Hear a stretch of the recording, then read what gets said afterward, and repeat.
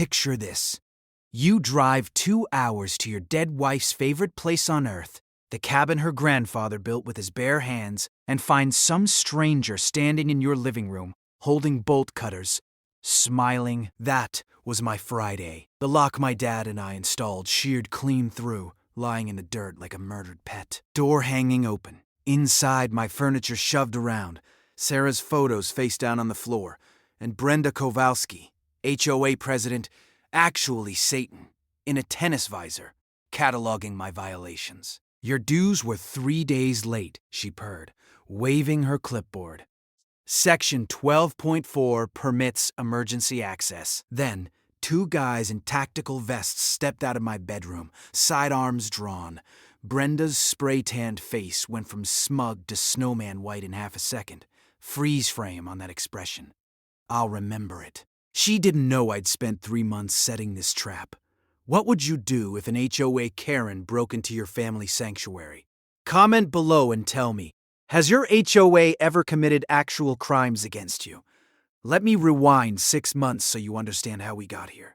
My name's Nate Harmon, 52 years old, semi-retired machinist, widowed 4 years back when cancer took Sarah way too young. This cabin, 40 acres of Douglas fir and creek bottom at 4,200 feet in the Washington Cascades, was her favorite place on earth. Her grandpa built it in 1967 from hand-split cedar he cut himself. Every beam, every joist. My dad expanded it in '89, added a workshop for furniture making.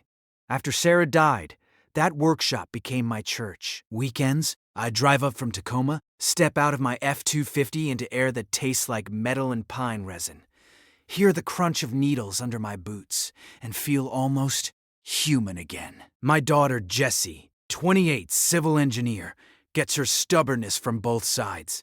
Brings my grandson Liam up once a month. The kid's 6. Last visit, he caught his first trout with the same rod my grandpa taught me on. And I swear I saw Sarah smiling in the way the light hit the water. This place isn't real estate. It's 3 generations of life.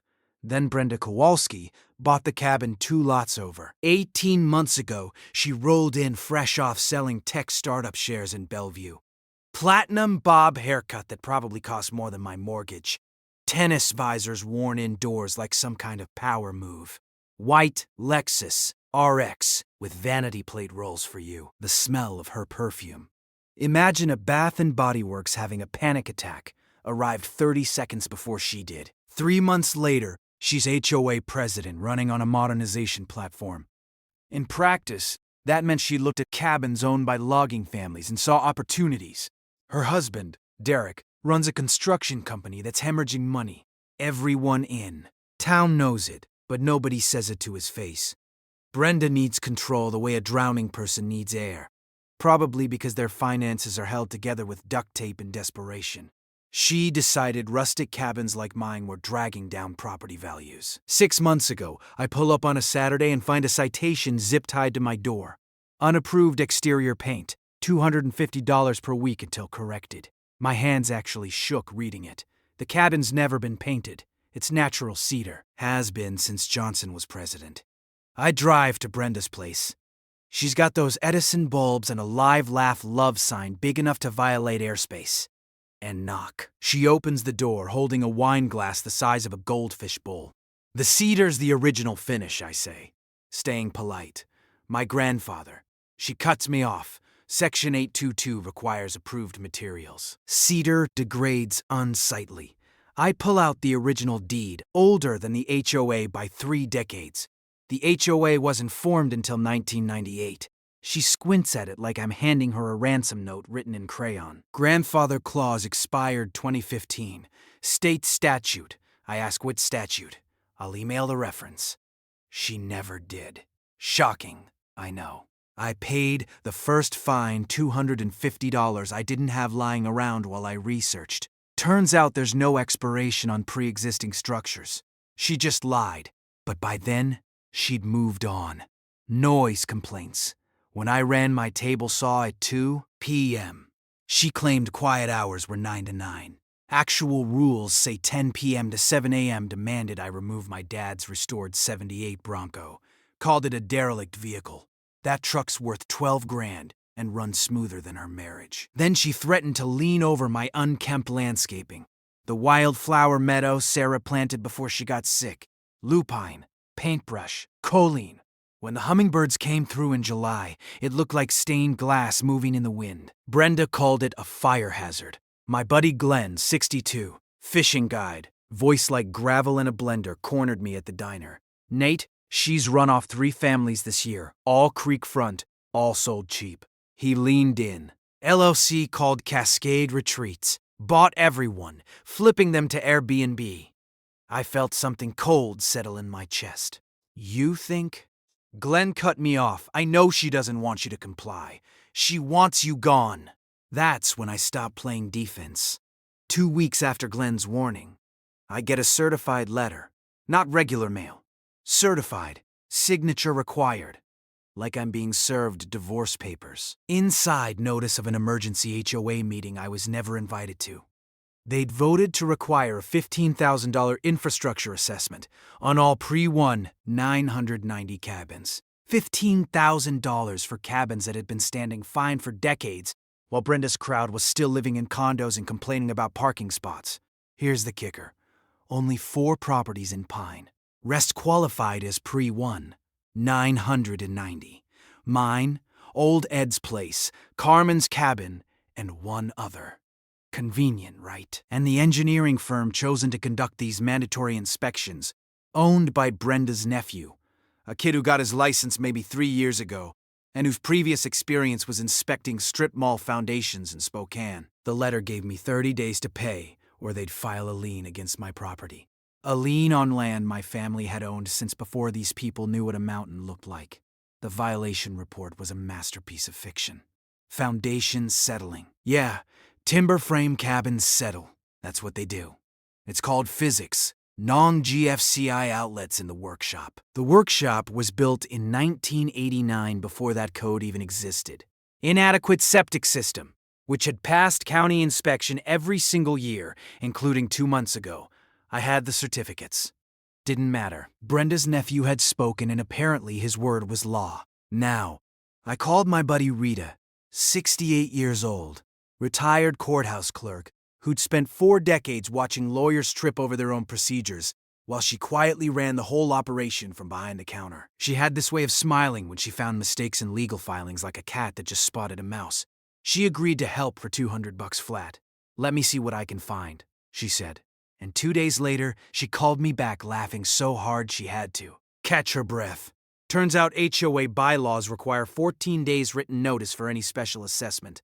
This meeting happened 6 days after the posted notice. Illegal. The whole vote was void. Here's your takeaway. Always check your HOA's governing documents against their actions. Most board members don't actually read their own rules, and one procedural violation can void everything they did. Rita helped me draft a certified letter back. Cure period invoked. Threatened lawsuit for selective enforcement. Cited the specific bylaw they'd violated. I felt like maybe, just maybe, I had some leverage. Then, Brenda escalated. She scheduled a follow-up inspection for the exact day of my grandson's 6th birthday party. I know she stalked my social media because I'd posted about it. Liam's first big kid party, bouncy castle. The works. I wasn't going to miss it, so Glenn offered to house it. And I did something else. I installed trail cameras around the property. 4 of them. Motion-activated, hidden in tree hollows and under eaves. All perfectly legal. My land, my cameras. Brenda showed up anyway with a sheriff's deputy, her brother-in-law. Deputy CR, who I'd seen at her holiday parties in his off hours downing bourbon like it was water. She claimed there'd been an anonymous tip about illegal firearms on the property. Illegal firearms? I don't even own a gun. Glenn met them at the door. Stay. DCOM told them they needed a warrant to enter. You could hear the blood rushing in his ears from the camera audio. Brenda started taking pictures through the window with her phone, snapping away like she was documenting a crime scene. But my cameras caught something better. After Glenn refused entry and they left, The footage showed Brenda's nephew returning 90 minutes later alone. He walked around to the back of the cabin carrying a crowbar, started chipping away at the foundation mortar with it, deliberately creating the settling damage his own report had claimed to find. I watched the footage 3 times to make sure I wasn't imagining it. The metallic scrape of the crowbar on stone made my teeth hurt. I filed a police report the next morning, brought the SD card, showed the deputy, not CR, thank God. He took my statement, watched the video, then shook his head. This is a civil matter, Mr. Harmon. You need to talk to a lawyer. Civil matter. The guy was on camera vandalizing my property, and it's a civil matter. But 2 days later, Brenda posted on the HOA Facebook page. Anyway, screenshot of Glenn in my doorway looking annoyed. Caption: trespasser threatening compliance officer during lawful inspection. Owners who harbor dangerous individuals will be held accountable. The post got 47 likes from people I'd never met. Transplants who didn't care, who got crushed as long as the H. Air property values went up. That's when I stopped trying to play fair. I posted the vandalism footage to a private Facebook group for cabin owners, 47 members, people who'd lived here for generations. Within 2 hours, 8 of them messaged me with their own Brenda stories. Carmen said Brenda had threatened to call CPS because her kids played too close to the creek. Old Ed said she'd forced him to cut down a 200-year-old oak tree by lying about a utility easement. We were starting to see the pattern, and patterns, in my experience, are how you find the breaking point. A week after I posted that vandalism footage, Brenda's husband, Derek, showed up at my machine shop in town. Middle of a Tuesday afternoon, I'm running a lathe job for a contractor. And this guy walks in wearing a polo shirt with his company logo embroidered on it. Derek Kowalski Construction, the business everyone knew was hemorrhaging money, but nobody mentioned because small-town politeness is a disease. Nate, got a minute? Friendly voice, but his eyes were cataloging everything. My equipment, my client's parts on the workbench, the stack of invoices by the register looking for weak spots. I shut down the lathe, and the sudden silence felt heavy, like right before a thunderstorm breaks. Sure, Derek. What can I do for you? He leaned against my tool chest, too casual, trying to project confidence he clearly did. And have look. Things have gotten tense with the HOA situation. Brenda can be passionate about community standards, but I'm a reasonable guy, businessman to businessman. He pulled out his phone, showed me a number. 180 for your property. Cash deal. I handle all the HOA liens. You walk away clean. Everybody wins. $180,000. My cabin was worth at least $300K, probably $350 with the creek frontage. He was lowballing me by 40% and acting like he just offered me a kidney. I stared at him long enough that he shifted his weight. That's generous, Derek, but I'm not selling. His smile stayed plastic, but his eyes went cold like someone had flipped a switch behind them. Hate to see things get more complicated for you. Code enforcement starts poking around business permits. You know how it gets. Real tangled real fast when inspectors start asking questions. There it was. He wasn't just threatening my cabin anymore. He was threatening my livelihood, the shop that kept my bills paid and my mind occupied during the years after Sarah died. I kept my voice level. My permits are current, been inspected 6 times in 5 years. Passed every time. He pushed off the tool chest, headed for the door, then turned back. Offers good for 2 weeks. After that, market changes. You know how it is. The smell of his cologne, something that probably cost more than his truck payment, lingered in the shop like a bad omen. I opened both bay doors to air it out. 7 days later, county inspector shows up. Guy named Malaloy. Never seen him before, but he had that look. Bored government employee who'd stopped caring about doing things right about 15 years ago. Starts flagging my fire extinguishers as overdue for re-certification. I walked him to the extinguisher by the lathe. Yellow inspection sticker dated 2 months prior. Bright as a highway sign. Not our approved vendor, Malloy said without even squinting at it. His coffee breath could have stripped paint. Need to re-inspect with county certified provider. I pulled out my phone, photographed the sticker, Malloy's face, his county ID badge. I'll be filing a complaint with your supervisor. And I'm curious. You play poker with Derek Kowalski. His expression didn't change, but his pen stopped moving for half a second. Tells you learn to read them when you've spent 30 years measuring tolerances in 10,000 of an inch. Don't know what you're talking about, he said, and walked out. That night, I drove to the cabin and spent 4 hours installing cameras inside. Not just perimeter anymore, inside. Smoke detector in the living room where anyone entering would walk past it first. Bookshelf, clock in the hallway pointing at the back door. Kitchen vent hood covering the one blind spot. All feeding to cloud storage they couldn't erase even if they took a sledge. E-hammer to every device. The night air smelled like Douglas fir and coming snow, sharp and clean. Usually that smell reset my nervous system. Not this time. Then I did something smarter. Filed a public records request with the county for all properties claiming HOA exemptions in Pinehurst. 3 weeks later, those documents arrived and I sat in my truck reading them, feeling something cold and sharp settle in my chest. Brenda's cabin had identical violations to mine. Non-GFCI outlets, foundation settling, the works. Marked exempt primary residence, except her primary residence was in Bellevue. The tax assessor's database confirmed it. She was committing tax fraud to exempt herself from the same rules she was using to destroy me. Here's your knowledge nugget. HOA board members must follow the same rules as everyone else.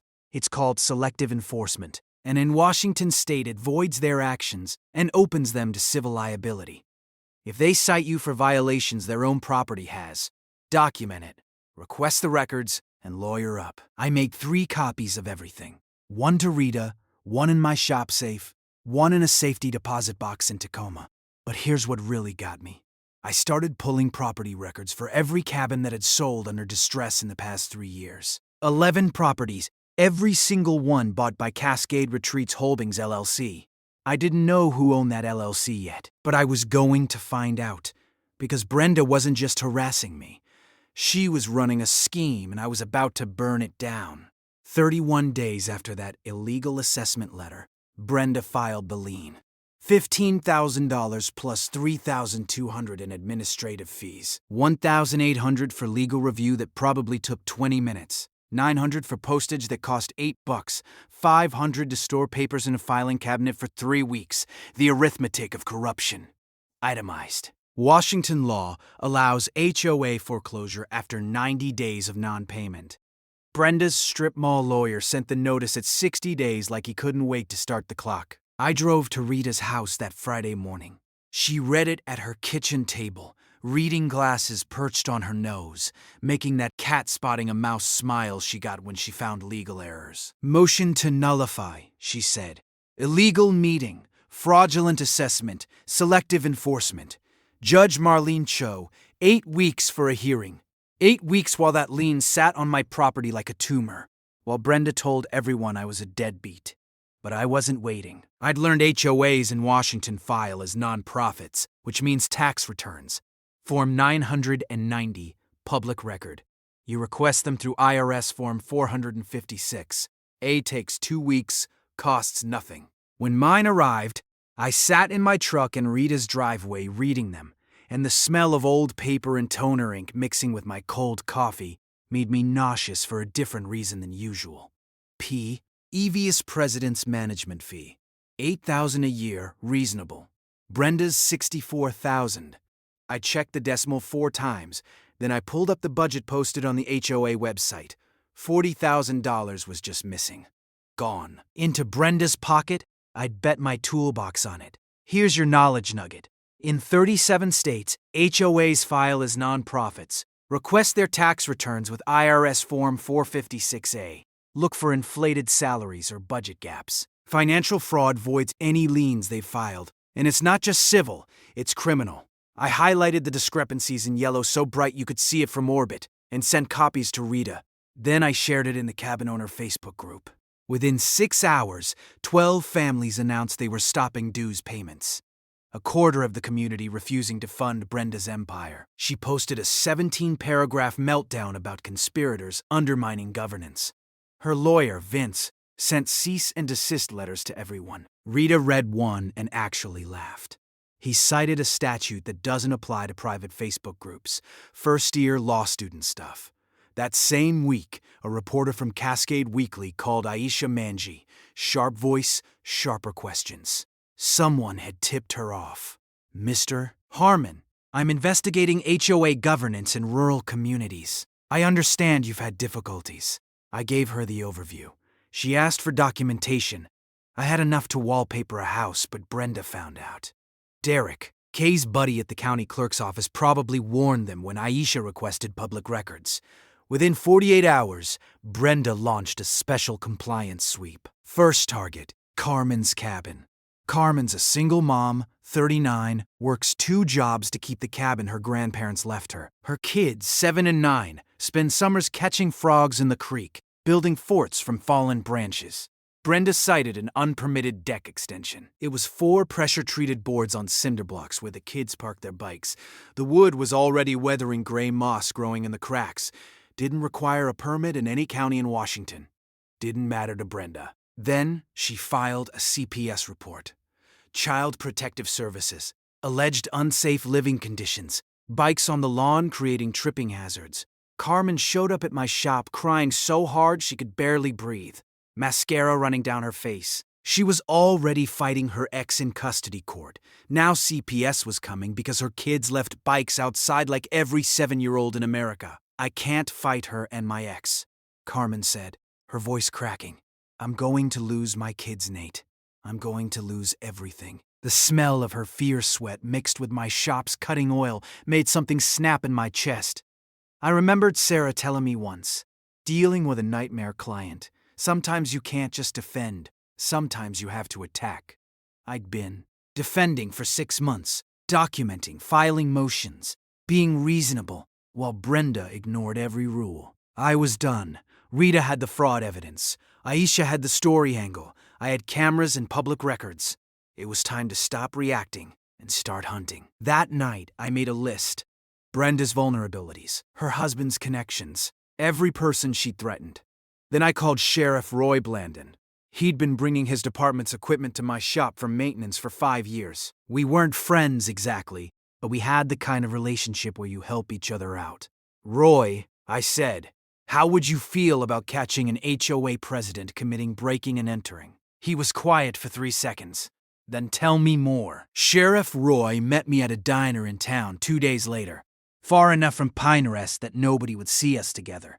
He ordered coffee black, no sugar, and listened while I laid out 6 months of harassment, fraud, and Brenda's pattern of running families off their land. When I finished, he was quiet for a long time, stirring his coffee, even though there was nothing in it to stir. I've been watching this situation, he finally said. Deputy Krantz is Brenda's brother-in-law. We flagged him for selective patrol patterns. Ignores calls from your area unless Brenda requests backup. I can't prove anything yet, but I don't like the smell of it. He looked up at me. You said why? Ooh, have cameras. I nodded. Inside and out cloud storage. If she enters without a warrant or my permission, that's criminal trespass. Burglary if she takes or damages anything. Roy smiled, and it wasn't a friendly smile. It was the smile of a man who'd been waiting for an excuse. Keep me posted on your movements. If she makes a move, I want to know immediately. But the real bomb dropped 3 days later, and it came from Rita's paralegal intern kid named Deshaun, 26, third-year law student at UW, working for credit hours and resume material. He was the kind of guy who got excited about archived documents the way most people get excited about football. Rita called me at the shop, her voice vibrating with that specific frequency of someone who's just found buried treasure. Nate, you need to sit down for this. I sat on my workbench, phone pressed to my ear. Deshaun pulled the original 1998 HOA charter from County Microfiche, the actual founding documents. She paused for effect. There's a paragraph in the original that explicitly exempts structures predating the HOA formation from all assessments and exterior modification requirements. No expiration, no sunset clause. Permanent exemption. My chest felt tight and someone widened it out on the official version, filed with the county in 2019, Brenda's first year as president. The room tilted slightly. That's not just fraud, Nate. That's document forgery. Class C felony in Washington. Carries up to 5 years. I drove straight to Rita's office. Deshawn had both versions printed side by side, the 1998 microfiche copy and the 2019 filed version. The whiteout was visible if you looked close.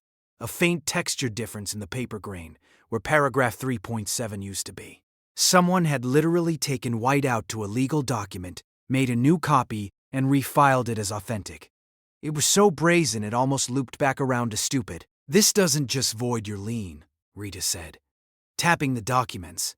"This voids every assessment, every citation, every lien filed against pre-1, 90 cabins since 2019. It's a criminal referral to the state attorney general."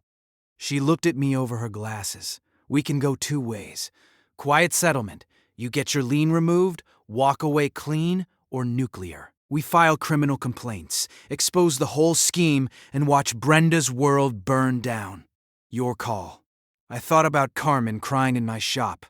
Old Ed's 200-year-old oak tree cut down, based on lies. The 11 families who'd lost their cabins in distressed sales. Property bought by that mysterious LLC. How many families has she destroyed because they didn't know their rights? Rita nodded slowly. "That's what I thought you'd say." Deshawn grinned. "Want me to keep digging? Because I'm just getting started. Dig," I said. "Find everything." 3 days later, my shop, after hours, looked like a war room. Nate, Rita, Jesse, Deshawn, Glenn, Carmen, Old Ed. 7 people crowded around my workbench with coffee and documents spread everywhere. The smell of brewing coffee mixed with machine oil and the particular electricity of people who'd finally had enough.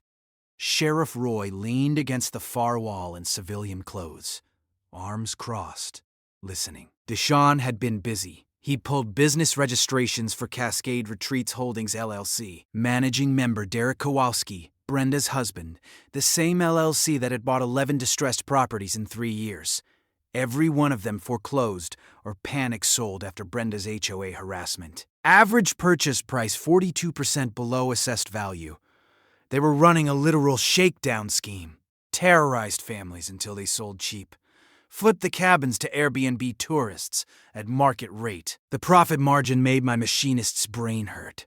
"This is called conflict of interest," Rita said, highlighting the relevant statute in Washington's HOA law, RCW 6438025.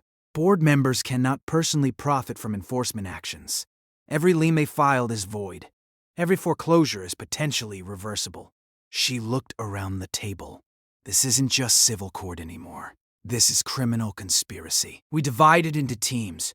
Rita and Deshawn would handle the legal assault, file an amended motion adding fraud and forgery charges, request an expedited hearing claiming irreparable harm since foreclosure was imminent, subpoena Cascade Retreats bank records to show the profit pattern, and copy the state attorney general on everything to trigger a criminal inquiry. Deshawn was practically vibrating with excitement, probably already writing the law review article in his head. Jessie, my engineer daughter, would handle the technical breakdown. She'd already reviewed Brenda's nephew's infrastructure report and found calculation errors that overstated repair costs by 300%. The firm wasn't even licensed in Washington, only Oregon. Jessie drafted a competing report using actual engineering standards, not made-up numbers designed to justify theft. "I'm going to enjoy shredding this in court," she said, and I'd never been prouder. The media angle went to Aisha from Cascade Weekly. She'd been digging parallel to us and had interviews lined up with 5 affected families. Human interest, Carmen's kids, Old Ed's heritage tree, my late wife's garden, photos of the forged charter documents side by side. She wanted to publish 3 days before the court hearing to create public pressure on both the judge and the district attorney. Maximum impact. Then there was the trap. Sheriff Roy's idea, and it was beautiful in its simplicity. If Brenda's breaking into properties to manufacture violations, that's criminal trespass at minimum. Burglary, if she damages or takes anything that moves this out of civil court into my jurisdiction. He looked at me. "You said she stalks social media." I nodded. She knew about Liam's birthday because I posted about it. "So post that you're going out of town. Make it public. If she takes the bait and enters without permission, we respond." He paused. "I've got a tactical team that needs training scenarios. They could be in the area conducting exercises." The room went quiet as everyone processed what he was suggesting. Glenn started grinning. The financial prong was Jesse's other stroke of genius. Every HOA carries errors and omissions insurance to cover board member mistakes. But insurance doesn't cover intentional criminal acts. If we proved Brenda's fraud, the insurance company would deny coverage and potentially sue her personally to recoup any settlements they'd already paid. Insurance companies hate fraud, Jesse explained. It triggers mandatory audits. I'll draft a letter to their carrier summarizing the allegations. They'll open an investigation independent of anything we do. Let me give you some knowledge here, because this could save your house someday. First, expedited hearings exist when waiting would cause serious, irreparable harm, like losing your property to foreclosure. You file a motion explaining the emergency, and the judge can bump you up the schedule. Second, subpoenas aren't just for trials. During discovery in civil cases, you can subpoena bank records, emails, anything relevant. The bank has to comply, can't hide. Third, errors and omissions insurance protects organizations from honest mistakes but not crimes. Prove the board member committed fraud and suddenly they're personally liable for everything. Insurance drops them like a hot rock and goes after them to recover money. That's when people start talking, start making deals, start rolling on each other. We worked until midnight, every detail mapped. Rita would file motions Monday. Aisha would publish Wednesday, court hearing Thursday. And somewhere in between, if Brenda took the bait, Roy would be waiting. She's going to escalate, Rita warned as everyone gathered their papers. She'll know we're coming for her. Expect the worst. I thought about Sarah's garden, about Carmen's kids, about 11 families who'd lost everything. Let her escalate. I'm ready. Glenn clapped me on the shoulder. Still think you should have gone with the skunk scent idea. Even Roy cracked a smile at that. Brenda saw my Facebook post about taking Liam to his soccer tournament in Portland. Entire weekend, 3 days. I made it public, tagged the hotel, even posted a photo of my truck packed with camping gear. Pure bait. But she didn't bite immediately, and that's when things got interesting. First, she learned about the newspaper. Investigation. Small towns are like that. Someone always talks. Derek's source at the county clerk's office probably warned them when Aisha's document requests started piling up. Brenda panicked. Brenda called an emergency HOA meeting for that Tuesday. Sent notices to everyone with urgent financial clarification in the subject line. I didn't go, but Carmen did, recording everything on her phone. Brenda stood at the podium in the community center, hands shaking slightly, trying to project control she didn't have. Recent questions about HOA accounting are based on misunderstandings. The $40,000 discrepancy some members have mentioned was a software error already corrected with our accountant. She didn't provide corrected returns because there weren't any. The money was just gone, spent on her lifestyle, while Derek's construction company circled the drain. We've engaged legal counsel to address defamatory allegations being spread by certain members. Anyone continuing to make false public statements will be held accountable. But the real damage control happened behind the scenes. She private messaged the 3 scared retiree board members, people who'd voted yes on everything because they were terrified of conflict. Told them Nate was planning to sue the board personally, that they'd lose their homes if they didn't present a united front. It was pure manipulation. But it worked. Within 24 hours, the HOA's lawyer, Vince, sent me a cease and desist threatening a $50,000 defamation suit if I continued making false public statements about HOA finances. I didn't respond, didn't post anything, didn't argue, didn't take the bait. Let her think the threat worked. But behind the scenes, Deshawn filed an ethics complaint against Vince with the Washington State Bar. Lawyers can't threaten meritless lawsuits to silence whistleblowers. It's called abuse of process. Meanwhile, Jesse had already contacted the HOA's insurance carrier with a detailed summary of the fraud allegations. An adjuster opened a file within 48 hours. The insurance company's investigation would run parallel to ours, and they had subpoena power we didn't. Then came the sabotage attempt. Night before my supposed Portland trip, someone cut my internet line at the property edge. Clean cut, diagonal. Professional. My cameras inside still recorded to SD cards. I'd built in redundancy specifically for this, but they didn't know that. Glenn was secretly sleeping in his RV, about 200 yards into the timber on my property, keeping watch. Around 2 a.m., he heard a diesel engine. Saw Derek's truck creeping up the access road with no headlights. Glenn called Roy immediately. A deputy responded, not CR, thankfully, and found Derek walking around with bolt cutters near my back fence. Fresh cut in the wire. Clean as surgery. Derek claimed he was checking on a friend's property. Couldn't explain the bolt cutters or why he was there at 2 o'clock in the morning. The deputy wrote it up as suspicious activity, filed it under an ongoing investigation number Roy had already opened. One more piece of evidence in a growing pile.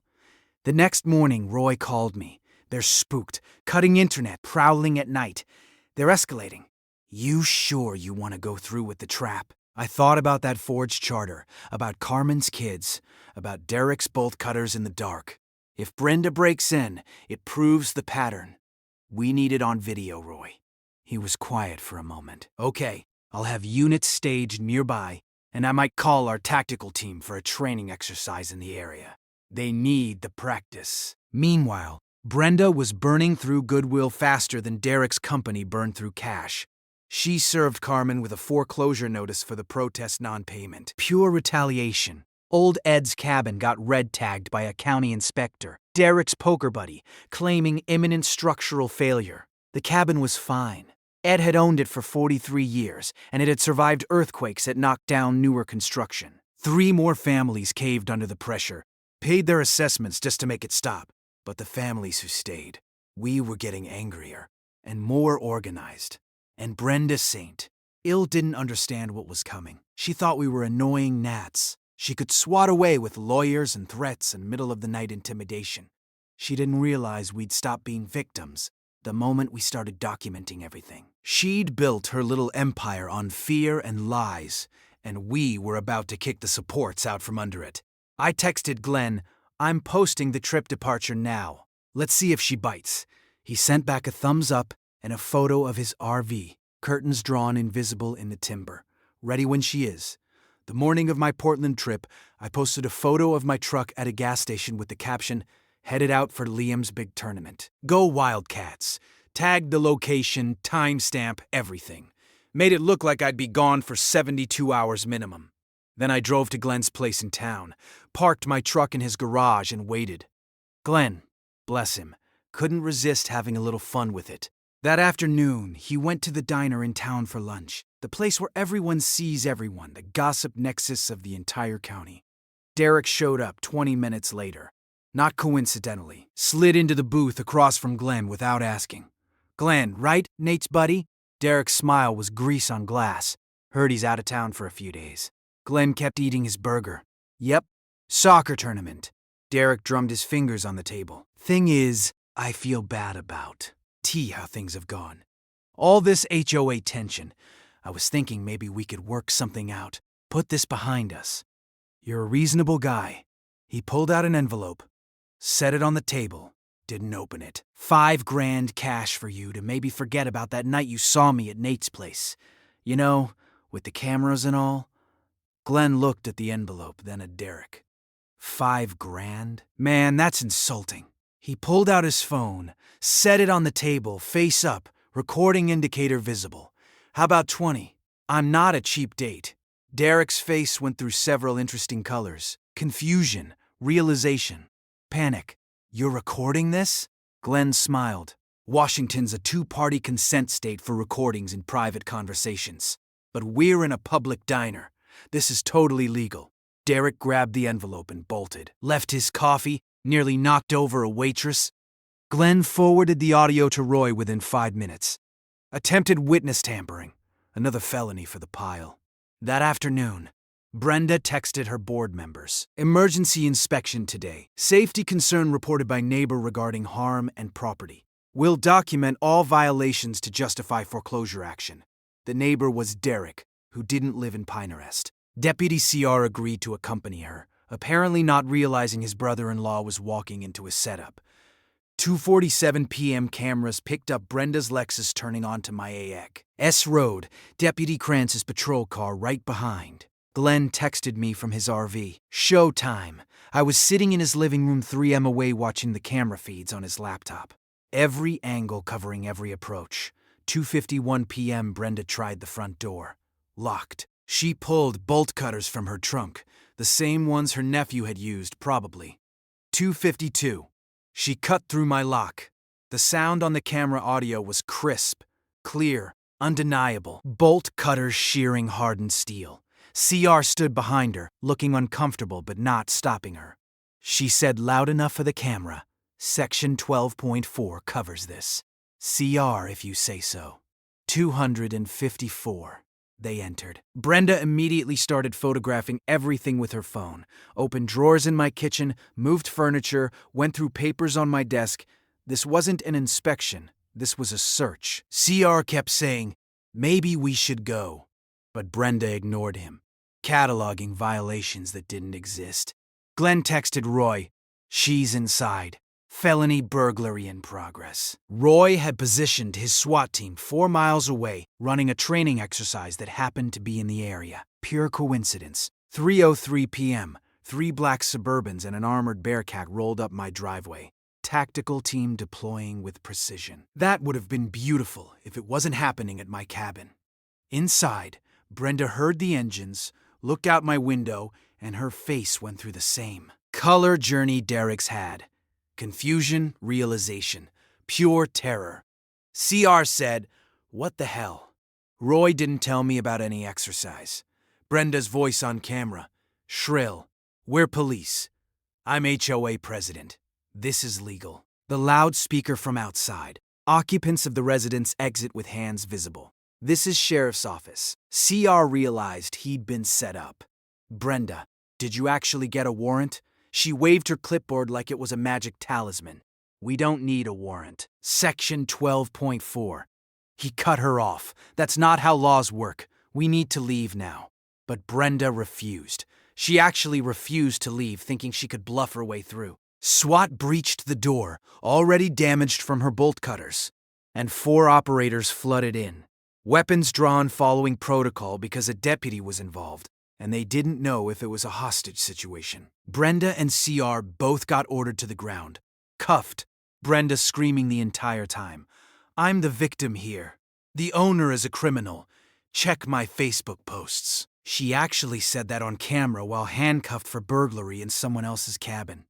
Roy walked in 30 seconds later, reviewed the camera footage on site, and arrested Brenda for burglary, criminal trespass, and destruction of property. Separated CR for questioning about aiding and abetting. Then he called me.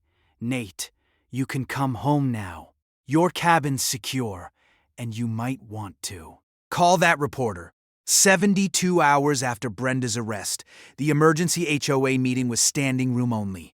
90 residents packed into the community center that usually saw 12 people on a good day. Cascade Weekly had published that morning, front page above the fold with the headline, "OA President Arrested in Break-In Fraud Allegations Surface," and a photo of Brenda in handcuffs. 2 Seattle TV news affiliates had camera crews in the parking lot interviewing people as they arrived.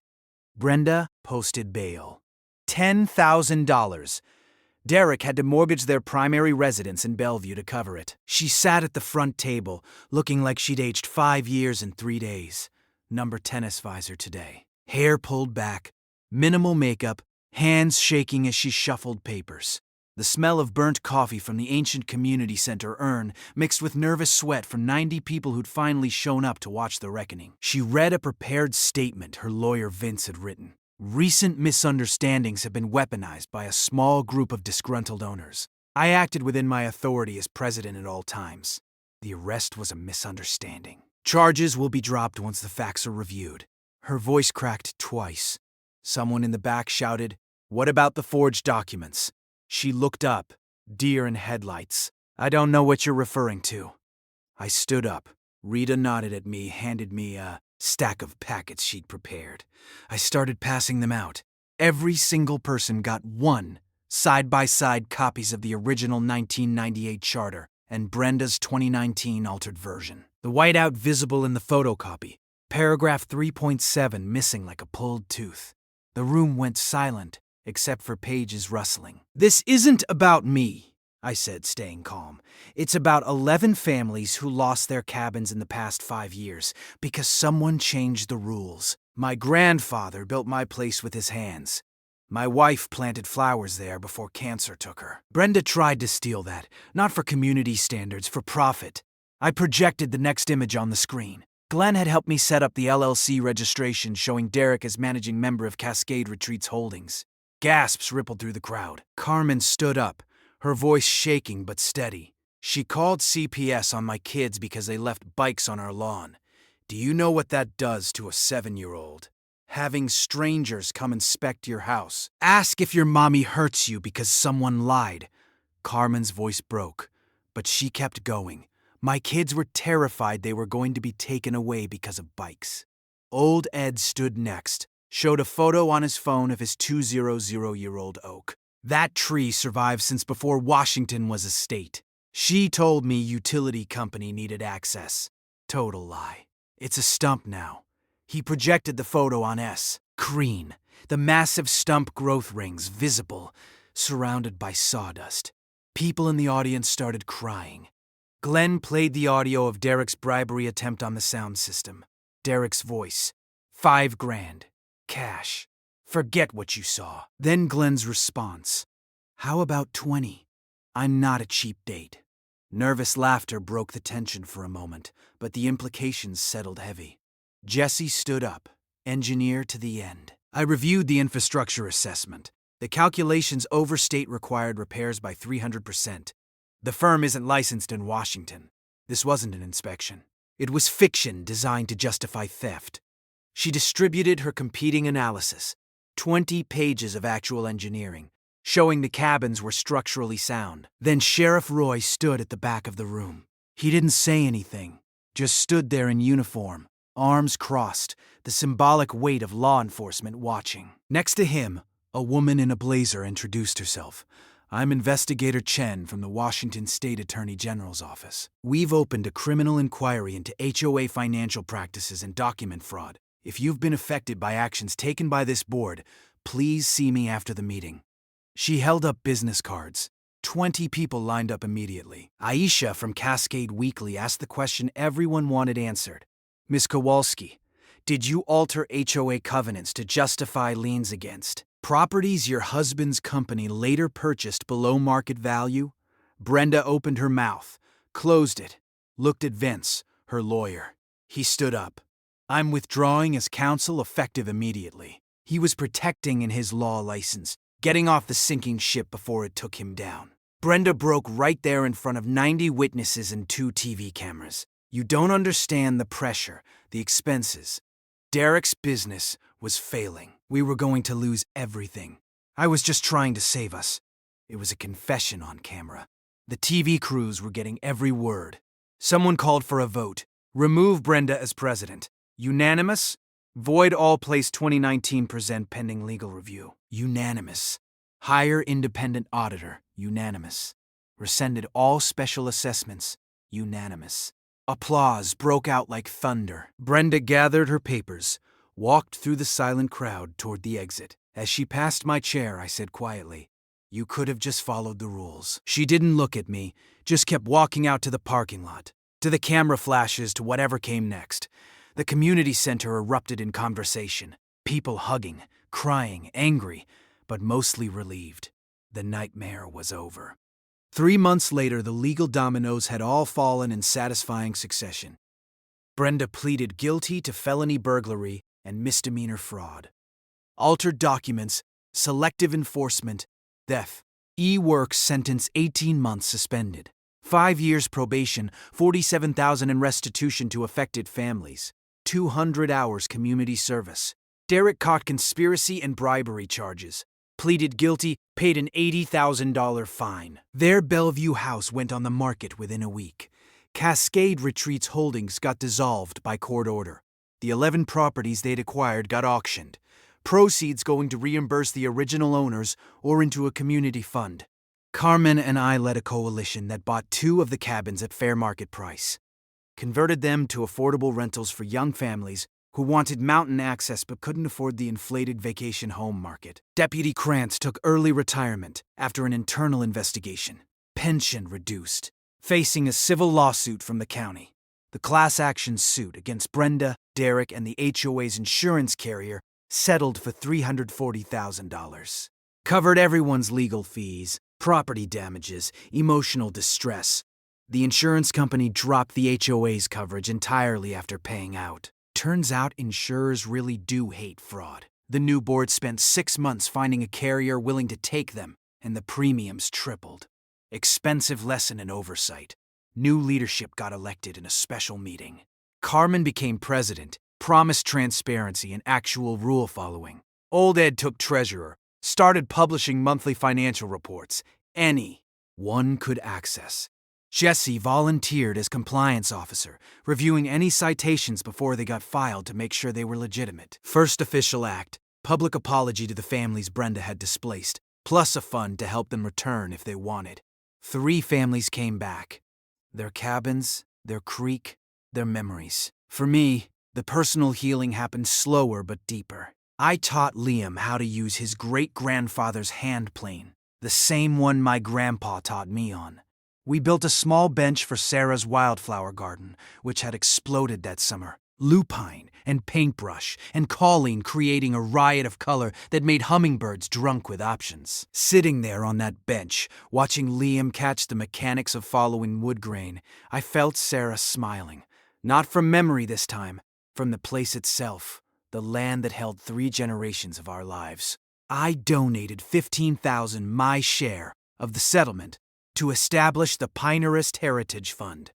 Purpose grants for low-income families to preserve historic cabins, pre-1970 structures that were part of the area's logging history. First grant went to Old Ed, covered his foundation repairs. Second went to a young couple whose great-grandparents had homesteaded in the 1940s but who couldn't afford the maintenance on the original structure. We started an annual Pinerist Heritage Days Festival. Tours of historic cabins, woodwork, king demonstrations, storytelling from old-timers, scholarship fund for local kids pursuing trades instead of college. Sarah would have loved it. Glenn created a website called HOA Self-Defense Toolkit. Free PDFs showing how to request tax returns using Form 45006A. How to search state business registries for conflicts of interest. Template letters for challenging illegal liens. State-by-state guide to HOA laws. 12,000 downloads in the first year. Local news featured it. People from across the country emailed thanking him for giving them weapons against their own petty tyrants. At the Heritage Festival that first summer, Carmen mentioned her cousin in Idaho fighting an HOA over solar panels. They're calling it an eyesore, even though state law protects renewable energy installations. I caught Glenn's eye across the crowd. He was grinning. I looked at Carmen. Tell her to call Rita. We've got experience now. The festival wrapped as the sun dropped behind the Ridgeny, turning the sky orange and purple like a bruise healing. Liam ran past chasing fireflies with Carmen's kids. Jesse sat on Sarah's bench talking to Old Ed about timber frame engineering. Glenn manned the barbecue, arguing with someone about the proper temperature for brisket. Sheriff Roy showed up off duty, brought his grandson, let the kid try fishing in the creek. This is what Brenda never understood. Communities, earned investments. They're not numbers on a spreadsheet or properties to flip. They're people and history, and the accumulation of small kindnesses over decades. You can't buy that. You sure as hell can't steal it. I stood on my cabin porch, watching the festival wind down, smelling woods and Douglas fir and the particular scent of summer in the mountains. My phone buzzed.